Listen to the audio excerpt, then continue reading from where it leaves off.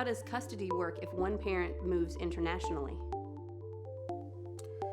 Well, in this day and age, it's very common for parents to have to move for one reason or another, whether it's an ailing parent or a job obligation, or they just want to move back home so that they can have family support.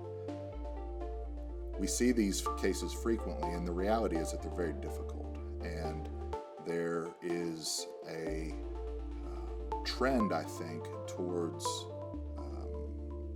not allowing relocations unless there's a very, very good reason for it. And in fact, North Carolina courts have provided the trial courts guidance with respect to what the courts ought to consider in determining a relocation case.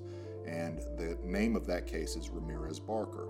And that case tells the trial court what it ought to consider when determining whether or not to allow a parent to relocate away from home with the child and away from the other parent.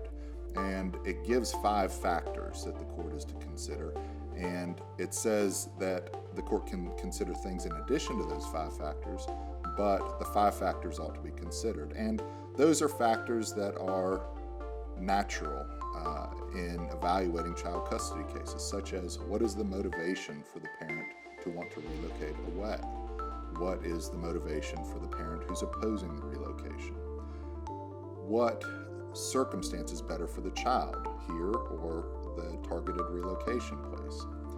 And what sort of travel arrangements or other arrangements can be put into place to protect the relationship of the child with the parent who's not relocating?